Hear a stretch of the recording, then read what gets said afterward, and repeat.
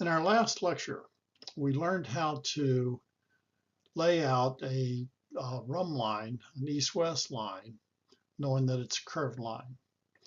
We studied how we can use the solar method, tangent method, or the secant method. Now we're going to take that to another level. The people who designed the PLSS realized that the farther north you go, the more error you're going to have because of the convergence of meridians. Remember, we are tasked by law to be on true north. And so the further north you go, then the meridians are going to converge. So what they decided to do is they decided to put in standard parallels every 24 miles. Now, standard parallel is also called a correction line. And what their idea was is they would run a true north line up to the standard parallel.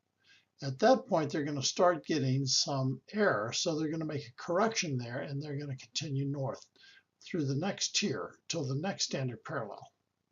So standard parallel, which are also called correction lines, are extended east and west from the principal meridian at intervals of 24 miles north and south of the baseline. So they're parallel with the baseline in the manner prescribed for the surveying of a baseline. That is the solar, the tangent, or the secant method. Now, in other parts of the United States, these standard parallels can be different than 24 miles. But here in the Northwest, in the state of Washington, they are 24 miles apart. Now, we're going to see here in just a few minutes that in Oregon, they're a little different, but we'll deal with that when we come to it.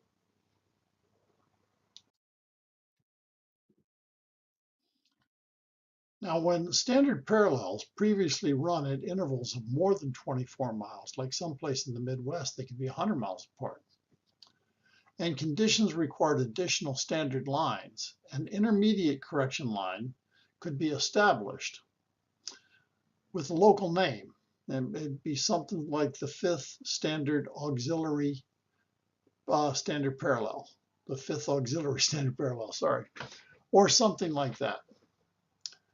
Because as the system grew and became more dense, they realized that they had to pay more attention to the errors. So sometimes they would put in another standard parallel between two that were already set because they were too far apart.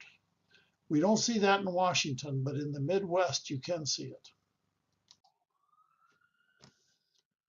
Now, like I told you earlier, in Washington, the standard parallels are 24 miles apart. But in Oregon, the standard parallels are every 30 miles apart. The reason for that is because Oregon is south of us, and the meridional lines aren't converging as quickly, so the error is less. So they thought that in Oregon, they could get away with putting in standard parallels every 30 miles. Now, guide meridians were extended north from a baseline or standard parallel at intervals of 24 miles east or west. And what they would do is they would go like from the baseline, they would run on a true north line to the standard parallel, to the next standard parallel to the north. And at that point, they would stop. And what you would have then is you would have a square between the baseline and the first standard parallel and the principal meridian and the first guide meridian to the east or to the west. You'd have this 24 by 24 mile square. So let's see what we're going to do with that. Now remember, these guide meridians are going to terminate at the point of intersection with the standard parallels, the next one to the north, because they run from south to north. Keep that in mind. Now, guide meridians are projected on a true meridian, that is a true north line. And fractional measurements are placed in the last half mile. So what they would do, again, knowing that there was going to be error, they would run these guide meridians on a true north-south line, putting in monuments every half mile heading north, And the air, they would absorb any air that they had going north-south in that last half mile. That's where they wanted to push all the air to. Now here's a graphic example of how these were laid out. You'll notice the center line here is the principal meridian. And the center east-west line, that's going to be our baseline. That's where we're all starting from. So if we go 24 miles to the north, we would have the first standard parallel north.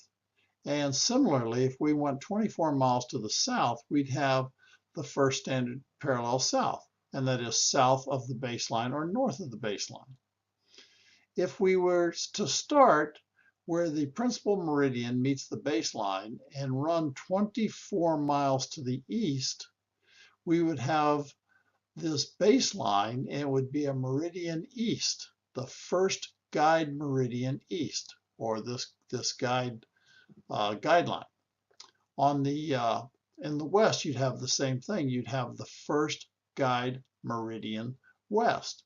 Now, if you notice, take a look at this graphic. If we start at the first standard parallel south and we run the first guide meridian east, you'll notice that as it goes north, it has a tendency to curve in, or not to curve in, but lean in towards the principal meridian. That's because meridional lines converge. So at the baseline, we make a correction because we're starting to get too much air.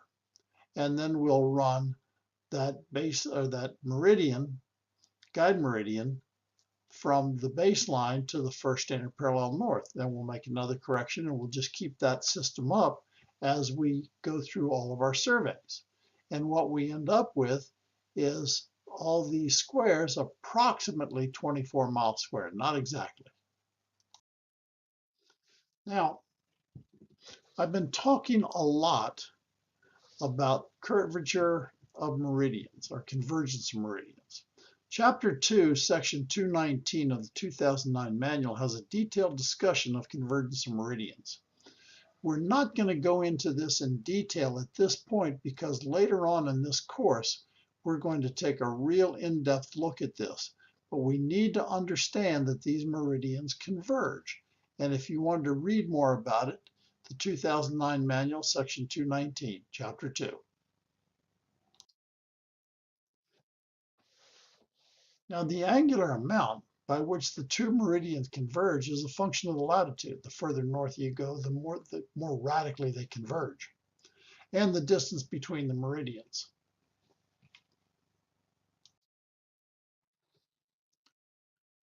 The convergence of meridians can also be computed using standard field tables. Back to those standard field tables again. It's standard field table 11 and table 26. Now again, we're going to talk about this in depth later on in this course, so I just want you to take a look at it and see where things are now. And we're going to be using these tables later on. Now what you're looking at here is table 11, convergence of meridians 6 miles long and 6 miles apart. Now this is the table on the left of your screen. On the right of your screen is table 26, increments of curvature. And you'll notice that the two are a little bit different because we're trying to get different things out of each one of them. Table 11 talks about the convergency of meridians 6 miles long and 6 miles apart, and differences in latitude and longitude. And table 26 talks about the changes in azimuth due to convergence of meridians. And again, we're going to talk about this in detail later on in this course. What I'd like to do now is just take a look at table 11 to explain the big picture to you.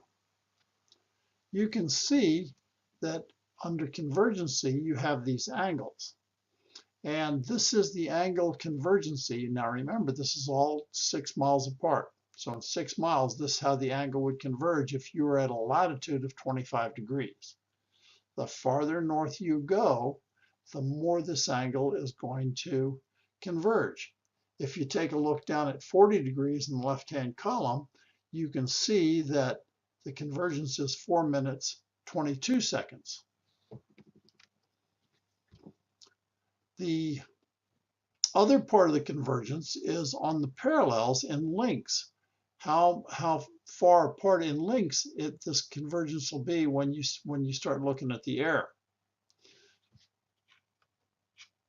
And between these two, we're going to be using these in the future to determine how much we have to correct and different things that we need to do to make sure that our surveys are correct. Now here on table 26, you'll notice that the changes in azimuths due to convergence meridians. And we're talking about departures now, and departures are difference in east. And you'll notice that as we go across from 10 chains to 100 chains, we can see how much we're converging, how far this convergence is for each 10 chains. And if we had to interpolate between those, we could. So that's what table 26 does, and that's a little bit different than what table 11 is giving you. Okay, the area that's between the baseline, the standard parallels, the prime meridian or the principal meridian, and the first guide meridian, that area is called a quadrangle. The area between the baseline and the first standard parallel and the principal meridian, the first guide meridian, known as quadrangles, the dimensions are 24 miles by 24 miles, as near as may be. Now remember, you're always going to have a certain error in this, all these measurements. There's no measurement without error. Now, you're going to have that same area between successive standard parallels and successive guide meridians. We're going to have, we're taking our land and we're breaking it up into 24-mile blocks, 24-mile squares. Don't forget the error. Again, this is the graphic we looked at before. And as you can see, those 24-mile squares are now called quadrangles. And we're going to be dividing those up as we go on. Now, what we've talked about in this lecture is simply standard parallels. Remember, they're just like baselines, 24 miles apart, and Washington and other states, they could be different. We talked about guide meridians that are true meridians that connect from the baseline to the standard parallels and between successive standard parallels. And we've talked about quadrangles, which is the area that these guide meridians, the principal meridian, the baseline, and the standard parallels form. And it's very important that we keep this in mind as we go further, because what we've just done is we've created a closed traverse. And now what we're going to do is we're going to densify that into townships and sections as we go on. Okay, this is the end of this week's lecture. What I want you to do now is I want you to do the assignment that we have for the end of this week's lecture. Make sure that you post that so I can grade it. And then after that, let's go into next week's series of lectures.